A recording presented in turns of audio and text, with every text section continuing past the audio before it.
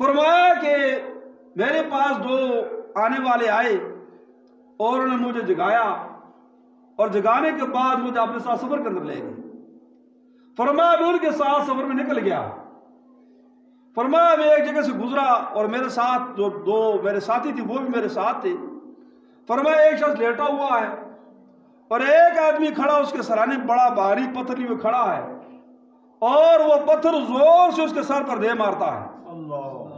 جس پتھر کے لگ جانے سے اس کا سر جو ہے وہ کچلا جاتا ہے اور سر کچلنے کے بعد وہ پتھر لڑکتا ہوا دور جا پڑتا گرتا ہے اور یہ فرشتہ جو اس کو مارنے والا ہے فرمایا پھر اس پتھر کے پاس جاتا ہے. اس وقت تک اس کا سر جو ہے وہ ٹھیک ہو جاتا ہے اور دوبارہ پھر اس کو دے مارتا ہے. فرمایا یہ سلسلہ جاری رہتا. فرمایا اس کے بعد میرے جو ساتھی تھے میرے ساتھ سفر انہوں نے کہا کہ آگے چلو. فرمایا پھر ہم آگے بڑھ گئے اور میں نے دیکھا کہ ایک شخص لیٹا ہوا ہے اور ایک فرشتہ لوہے کا ایک آنکڑا لیے ہوئے ہے جو اس کی زبان یعنی منہ کے اندر جبڑے کو ڈالتا ہے اس کو کھینچتا ہے اور وہ یعنی اس کو جبڑے کو چیر کر کان کی لو تک پہنچاتا ہے اور جب وہ درست ہوتا ہے پھر دوسرا جبڑا اس کو چیر دیتا ہے.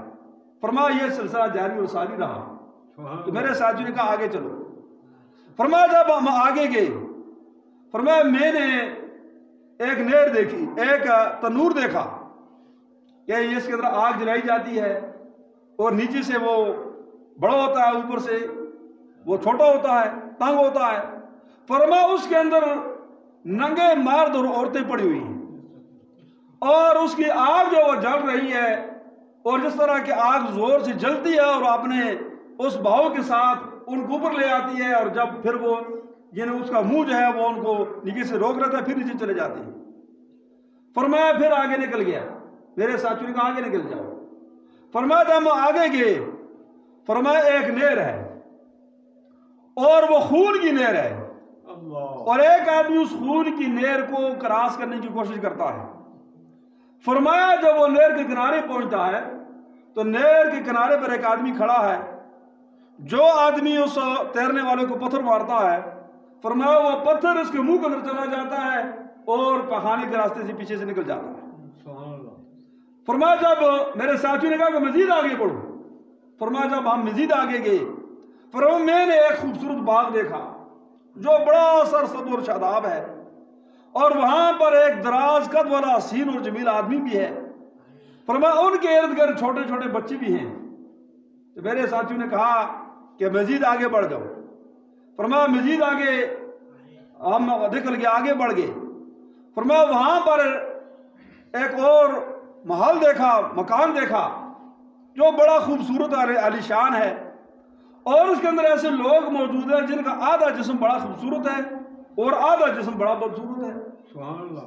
اور اس کے اندر ایک نہر بہ رہی ہے اور وہ اس محل کے اندر وہ جن کا آدھا جسم خوبصورت ہے آدھا بدصورت ہے ان کو کہا جاتا ہے کہ اس کے نہر کے اندر تم غوطہ لگاؤ. جب وہ غوطہ لگاتے ہیں فرمایا ان کا سارا جسم جو ہے وہ ٹھیک ہو جاتا ہے. فرمایا مزید کا آگے بڑھو. جب مزید آگے بڑھے فرمایا ایک عالیشان محل دیکھا جو ابر کے اندر یعنی وہ صاحبان کے اندر چھپا ہوا تھا. تو مجھے میرے ساتھیوں نے کہا کہ یہ آپ کا محل ہے. فرمایا جب میں نے پوچھا کہ یہ کیا معاملہ ہے اور نے پھر ساری جو کچھ دیکھا تھا اس کی تفصیل بیان کی. فرمایا پہلا آدمی آپ نے جو دیکھا جس کا سر پتھر سے کچلا جا رہا تھا فرمایا یہ ایسا آدمی تھا جو قرآن مجید کی تعلیمات کو پس پش ڈالتا ہے. قرآن مجید کی تعلیمات پر عمل پیرا نہیں ہوتا اور اللہ تبارک و تعالیٰ کے ذکر کے لیے فجر کی نماز کے لیے نہیں اٹھتا اور وہ اپنا سر تکی پر رکھے ہوئے پڑا رہتا ہے.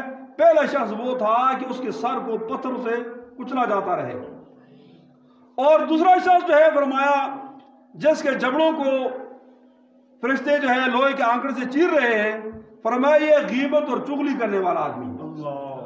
اس کو یہ سزا ہوتی رہے گی تا قیامت. جب تک قیامت نہیں آ جاتی برزخ کے اندر یہ سزا جاری ہے. پھر برزخ سے آگے کی جو سزا وہ علیحدہ ہے. اس سے اس بات کے بھی ثبوت ملتا ہے کہ بعض لوگ جو عذاب قبر سے تھوڑا یعنی اختلاف کرتے ہیں، کہتے ہیں کہ قبر کے اندر عذاب نہیں ہے، وہ تو جنت یا جنم کے بعد ہوگا. تو یہ اللہ کے نبی یعنی آخرت سے قبل برزخ کا ذکر کر رہے ہیں. اور فرمایا کہ وہ جو عورتیں جو تھیں تنور کے اندر، فرمایا بدکار مرد اور عورتیں جو حلال کو چھوڑ کر حرام ذریعے سے اپنی خواہشات نفس کو پوری کرتی تھی، یہ وہ لوگ ہیں، ان کو وہاں پر جلایا جا رہا. اور فرمایا کہ خون کی ندی کے وقت تیرنے والا شخص جو ہے وہ سودخور آدمی ہے، جو لوگوں سے یعنی سود وصول کرتا تھا. تو گویا وہ اپنے وہ لوگوں کا خون کھا رہا تھا، اس لیے اس کو نہر کا خون کے نہر کے اندر اس کو کراس کرنا ہے، اور وہ انسان آ کے اس کو پتھر ماریں گے، وہ اس کو کبھی طے نہیں کر سکے. اور فرمایا وہ جو باغ تھا، فرمایا وہ جنت عدن ہے. اور فرمایا وہ شخص جو تھے یسین اور جمیل، وہ حضرت سیدنا ابراہیم علیہ السلام تھے. اور فرمایا ان کے گرد جو بچے تھے، جو ایسے بچے جو بالغ ہونے سے پہلے فوت ہو جاتے ہیں، فرمایا وہ بچے ہیں. تو سائل نے سوال کیا کہ کیا مشرکوں کے بچے بھی؟ اللہ نے فرمایا کہ ہاں، مشرکوں بھی وہ بچے کہ جو بلوغت سے قبل فوت ہو گئے، وہ بھی فطرت پر فوت ہوئی، وہ بھی ان کے اندر شامل ہیں. اور فرمایا پھر جو آگے ذکر تھا یعنی آگے جو نکلنے کا، فرمایا کہ وہ جو محل تھا اور جو لوگ خوبصورت تھے، آدھا جسم ان کا آدھا بدصورت تھا، فرمایا وہ لوگ تھے کہ جن کے کچھ اعمال اچھے تھے، کچھ اعمال ان کے برے تھے. تو جنت کے اندر ایک نہر ہے، اس نہر کے اندر ان کو غوطہ لگایا گیا، جس کے سبب سے ان کا سارا جسم خوبصورت ہو گیا. اور وہ جو آپ کو محل دکھایا گیا جنت کے اندر، اللہ کے نبی وہ آپ کا ہے، تو وہ آپ کے جانے کے بعد آپ کو وہ مل جائے گا. تو مطلب میرا یہ ہے کہ جو میں نے آیت پڑھی تھی کہ یا ایھا النبی انا ارسلناک شاہدا، کہ اللہ کے نبی صلی اللہ علیہ وسلم نے ان ساری چیزوں کا مشاہدہ کیا، اور ایک ایک چیز کا مشاہدہ کر کے اپنی آنکھوں سے دیکھ کر انبیاء کی دعوت پر یعنی مور تصدیق ثبت کی، اور آنے والے لوگوں کو اطلاع دی کہ اگر تم کامیابی چاہتے ہو تو وہ ساری چیزوں کو میں نے اپنی آنکھوں سے مشاہدہ کر لیا ہے، تمہاری کامیابی اس کے اندر ہے. اگر اس کو نہیں مانو گے تو انکار سے تمہاری آخرت تباہ و برباد ہو جائے گی.